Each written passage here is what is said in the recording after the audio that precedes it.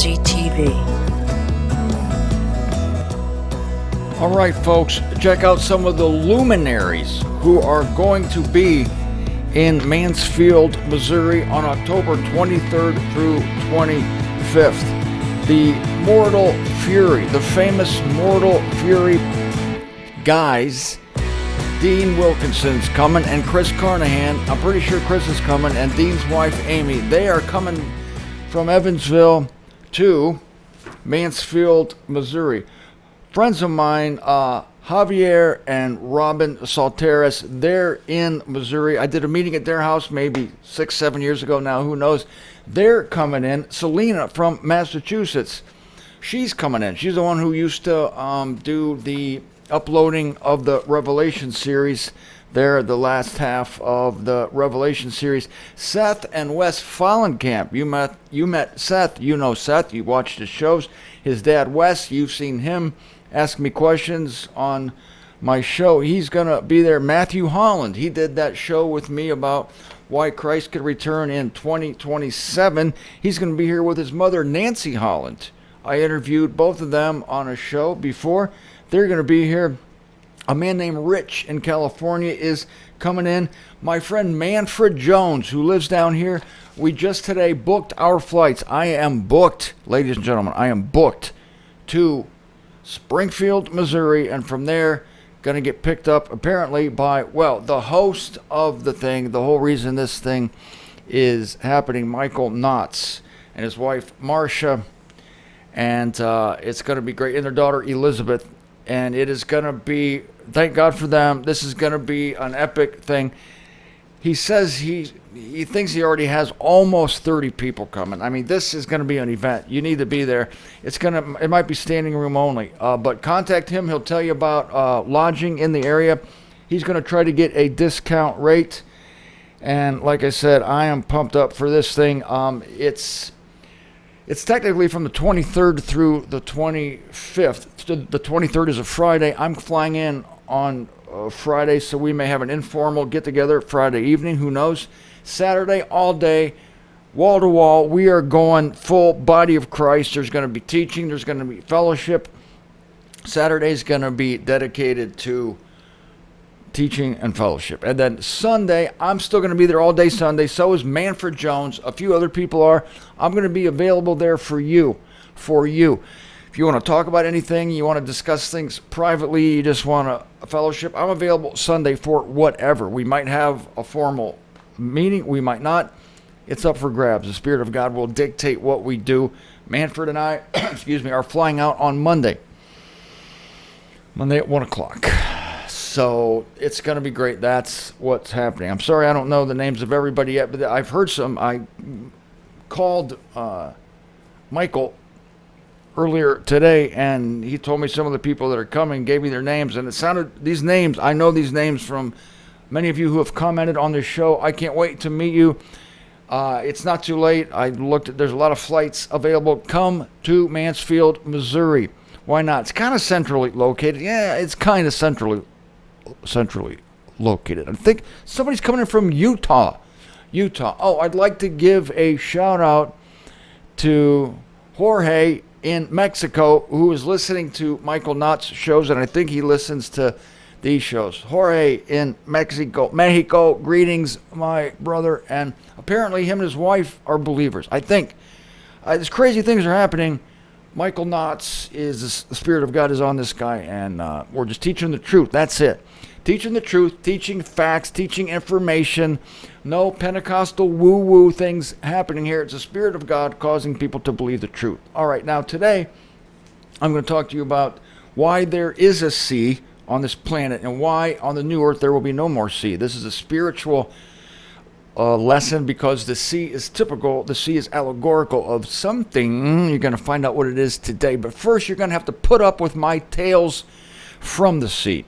All right, I'll try to make it as entertaining as possible. I got things to tell you about my swimming in the ocean. So this is something new to me. I just started doing this maybe a month ago. It was scary at first. Now, when I lived in Windber, Pennsylvania, I joined the YMCA in Johnstown, and I got up to swimming like a half mile. It was an Olympic-sized pool. I do 16 laps every once in a while and have to rest a little bit between laps, maybe 10, 20 seconds. And so I would swim. But swimming in the ocean, it's a completely new thing, believe me. It's a bit scary. It's a wild place, that ocean. I want to tell you a couple stories. Now, a couple weeks ago, I told you, maybe it was 3 weeks ago now, how I had a scary experience. I was swimming in the evening, which is not smart. The lifeguards had already checked out, not smart. And I wasn't completely educated on rip currents. Yeah, rip currents. Yeah, there's nice little things that take you out to sea. Not too far. It's not like they're going to take me out to the Bahamas. It just takes you out a little bit, and you have to know what you're doing, because if you try to swim back against it, you won't be able to do it. You have to swim across it, or either swim across it if you're a strong swimmer. I'm getting there. Yes, I guess I am. Or you let it take you. It'll take you just beyond the breakers, beyond the waves, and there's no such thing as a riptide unless there are breaking waves. Now I know. Okay, so you can let it take you out, and then it'll kind of swirl you around, and then you can swim back if you're a strong swimmer. If you're not, you got no business being in the ocean unless there's a green flag at the lifeguard station, which means calm waters, no riptide, no rip current. So anyway, I told you that was a little bit scary. I wondered then I don't know if I'm going to come back to this ocean. Well, I did. I got to tell you what happened like a week after that, maybe a few days. I was back in the water during the day, smart guy, yeah, and I'm swimming, and I'm just feeling good. And the most I ever swam in the ocean was a half mile, and I'm thinking one of these times a half mile would be like from the elbow room, past the Drunken Taco, past the Ritz-Carlton, all the way down to the Westin Hotel. Yeah, the Westin Hotel. So one of these days, I'm going to go a mile. One of these days, I'm going to get trained up. I'm going to swim a mile in the ocean. So exciting. So this day, I was in. The water was perfect. The conditions were great. I started swimming. I got into the zone. This is the thing. This is the most important thing for those of you out there who want to relax, who want to just let the world drip away, fall away from you. You have to get in this. It's all about rhythmic exercise. Whether it's running, or walking's great, or bicycling, or swimming, you get into a rhythm somewhere between 60 and 90 RPMs, whether it's this, the stroke in the water, or it's the bicycle, or it's walking, or it's running. It's that rhythm over time that puts you in a zen-like state. It's very relaxing. It's therapeutic. It releases endorphins, and it's hypnotic, and the world goes away, especially in the ocean. I find the world goes away. And when I'm depressed, when I'm feeling low, if I go into that ocean and start swimming, it's just like the world disappears, and all you hear is your breath and the bubbles, and you're in a foreign world. Well, let me tell you something about the foreign world that day I'm describing. I was feeling good. I was getting the stroke down. I was getting the roll down. I was getting the roll. That's very important. The roll. You get the roll down. You used your trunk to lift your arm. You don't lift your arm. You just roll and let it go. Roll. It was working for me. I said, I'm just going to keep swimming. I was feeling good. And I kept swimming and swimming. And I'm not getting tired. What's happening here? Kept going. And I'm kind of aware of where I am. I look up every once in a while, and I notice that I'm pretty sure I'm past the mile mark. Because I know where the mile mark is. It's pretty much where all the buildings end and this little park begins. So I'm not getting tired yet. Swimming. Suddenly, ladies and gentlemen, this giant school of fish. These fish were the size of my hand here, from the wrist to the fingers here, and they were like shiny. I've seen them before in small numbers. It's like shiny green on one side, shiny silver on the other side. And there was a wall of them. I'm not kidding. It was alarming as hell, to be honest with you. But I kept swimming. I mean, there was wall to wall. It was a veil. It was a sheen. It was a just wall of fish. I was probably in 5 feet of water from the top to the floor.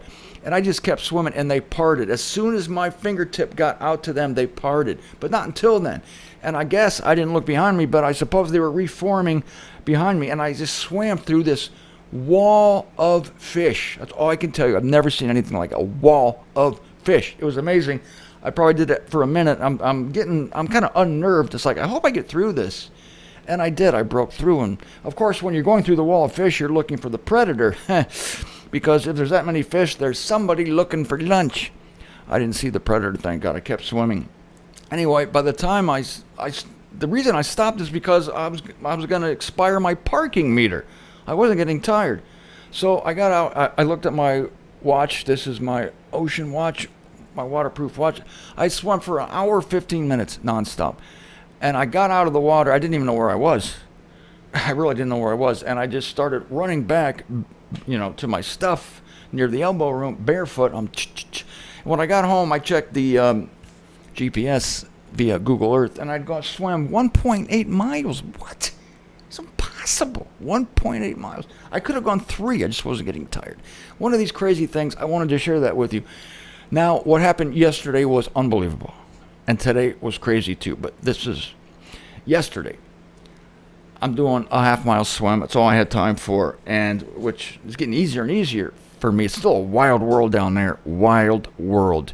So I'm swimming, and this time I see fish, and I've seen these in small doses. It's a fish. This one is from my tip of my finger to my elbow. It's this long. Yeah, that's this long. What is that, about a foot and a half? And there was a lot of them. There was like hundreds of them. They were underneath me, and I'm only in like 5 feet of water, 5.5 maybe. I could probably touch, sometimes not, but I can see the bottom. But there's hundreds of these, and I'm thinking, then they're big, and I got unnerved, and I'm thinking, holy cow, I got to look for the predator. And you know what? I'm swimming. I'm still okay. I remember those little fish. There was a lot of those. These were bigger ones. I'm getting a little nervous, but not too bad. But still thinking about the predator. And then out of the corner of my eye, I saw the predator. Yes, I was in the water with the predator. The predator was the length from my fingertip to my shoulder. The predator was, look at the screen, look at the kitchen cam. The predator was this long. This is not a fishtail because this just happened yesterday. The predator was this long. But fortunately, he didn't want Zender for lunch. He was interested in the relatively little fish, which were this big. The predator was this big. I just saw him go out. I was so startled. I stopped. I put my head out of the water. I was like, shit, what am I going to do?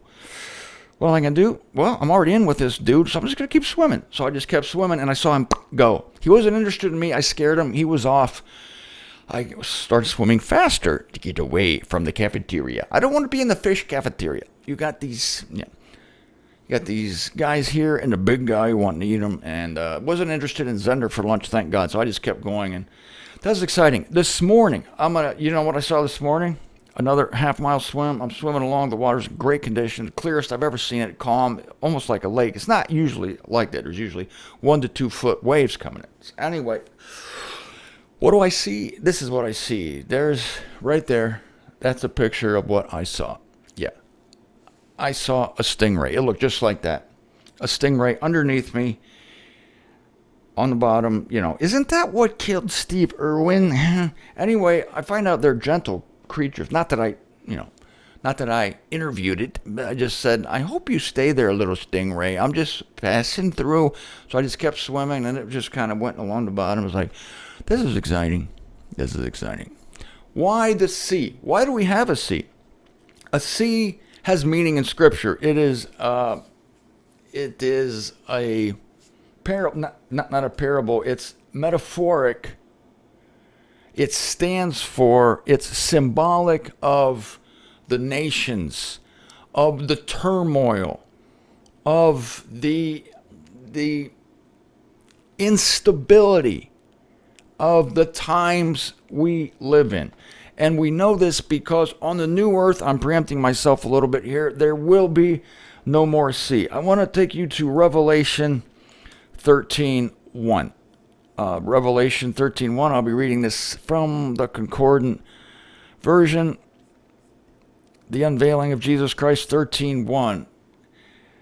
And it, talking about the serpent, it was standing on the sand of the sea, and I perceived a wild beast ascending out of the sea, having 10 horns, 7 heads, and on its horns 10 diadems, and on its heads blasphemous names. Ladies and gentlemen, this description of the dragon is the same description as the four beasts. It's an amalgamation. It's a composite of the four beasts of Daniel, chapter 7. And Daniel saw four beasts coming out of the sea. So the beasts come out of the sea, and here we have another beast here called a dragon coming out of where? The sea. So the sea is not used allegorically as a happy place. Now I turn to Revelation 17:15. Revelation, the unveiling of Jesus Christ, 17 verse 15. And he is saying to me, these waters which you perceived, John perceived waters. Listen to this. This puts it in a nutshell. These waters that you perceived, where the prostitute is sitting, are peoples and throngs and nations and languages. There it is. The waters where the prostitute is sitting are peoples, throngs, nations, and languages. The sea is unpredictable. It's a dangerous place. I'm swimming in it. I don't know why God has me doing that. What's that typical of? What's that allegorical of? Why am I in the midst of the sea seeing all these creatures and yet getting some kind of therapy while I'm in there? Therapy. I'm getting therapy in the sea. That's weird, because God uses the sea as an analogy of the turmoil of the nations, of the peoples, of the throngs, and the people of different languages. We have a confused world in the sea with its waves that are different every day. And the life in there is different every day. And it looks different every day, every time I go out to it. God has me here for a reason. Every time I look out of it, it's different every day. Just like humanity. And I don't like change. I mean, change is inevitable. I understand that. I mean, I'm looking forward to the big change from mortality to immortality. But for now, change sucks to me. And the sea is typical of change, and it's where, I mean, at night the sea is the scariest place you can imagine. I mean, scary. When I was taken out with that rip current that evening, I got as I told you, if you didn't hear that show, I got this twinge of panic when you see the shore getting farther away and you can't get back. I know it's a rip current, and I know how to get out of it. I swim perpendicular to it, which I did like hell. I'm just like getting scared, and I'm like, swim. And you see that you're going out to this void. It's horrifying. Ocean is... I had to get over that to swim in it. It's not a swimming pool. There's no lines at the bottom, and there's big fish. And I saw a big one yesterday. I saw a stingray today. What am I going to see next? Don't say shark. Don't say shark, please. Okay? Just don't say that. But every once in a while, when the waves are up, you can swim under the yellow flag, the caution flag, which I do, because I know how to handle rip currents now. I know how to see them. I know how to get out of them. I know that if they take me out, you just relax in it. You tread water. I can tread water for a long time, and once it's just going to take you out past the breakers, and sometimes it'll circulate you back, and you just then swim back to shore. If you can swim. If you can't, you got no business being out there. Okay, that's my advice to you. But my advice also to you is to get out and exercise. Either walk, just get something that gets you in a rhythm. It doesn't matter what it is. Jumping jacks. Something you can do for a long time, at least 15 minutes, 20, build up, 25, 30, 35 minutes, an hour. It becomes therapeutic. It's the repetition. And the swimming with the noise is like... That's exactly how it is. It's just... There's no people out down there. That's the good thing about it. There's no people. Not that I don't like people. It's just that sometimes I don't like people. So, and think of this concerning the sea. What was used to disrupt the world in Genesis 1:2? The sea. It was a disruption of water. And there was water above the canopy of the earth, above the atmosphere, and water below. 2 Peter talks about water, the then world destroyed by water. That's not the flood of Noah, that's the disruption of the world. But speaking of the flood of Noah, that was water too. We look at the earth today and it used to be covered by water, completely covered by water. I wouldn't want to be swimming in that nonsense, okay? So, yeah, that's a serious business there, that water. Water's powerful. I was up at Juno Beach with Marion and Manford a couple weekends ago, and the red flag was out, and the wave, there was like breaking waves 3 layers out, and when they were coming in, they were like so powerful, and you don't swim in it. You can't swim in it. You're stupid if you try. But you can play on the shore and let the wave just force you down into just like eating sand, and you're helpless. It's like rolling you around like a rag doll. It's crazy power, and this is just a part coming into shore. If you want to get a thrill, go to YouTube, watch giant waves. Watch ships on these giant, like 10, 12, 13, 14, 15, 16-foot waves. Like, are you kidding me? This is power. But it's typical of the unsettled masses of humanity, of the turmoil of the nations that are always moving, constantly at war, constantly quarreling, constantly this, constantly that, changing. And the earth is 75% water. So 75% of what we do is turmoil. And your body is 75% water. I think it's the same ratio, the water in your body to the water on the earth.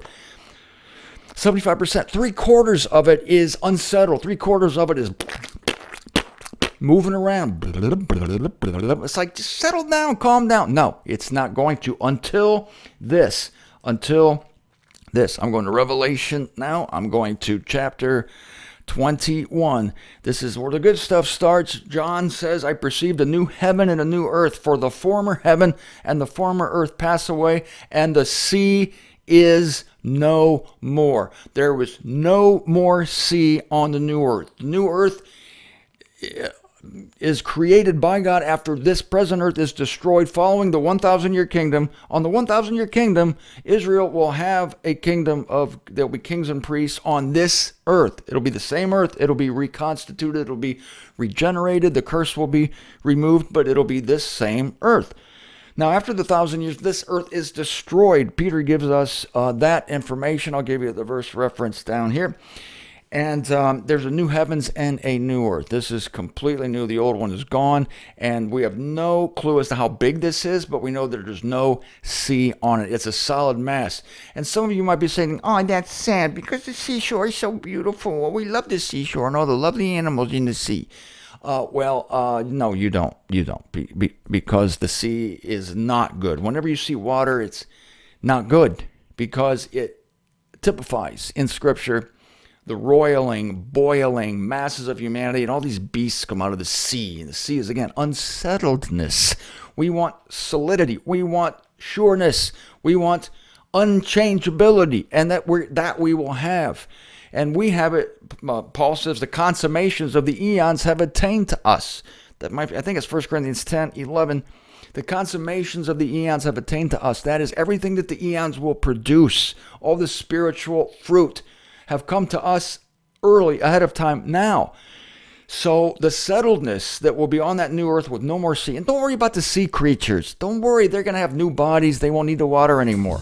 There's still going to be whales and dolphins. They just won't look like whales and dolphins. They'll still be that soul that was a whale. But now it won't need water. It'll be a new thing. It won't be going... No, it's going to be great. So we anticipate this greatness of a new earth with no sea now by being settled in our spirit. We're settled in our spirit. We anticipate today, even in our flesh today, that wonderful time on the new earth where there will be no more sea. One solid mass. That's good news, not bad news, because it means things are settled. It means there's not this turmoil anymore. We know there is no clamor, no more misery, no more death, and no more doom on the new earth. Hey, I want to anticipate that today as much as possible.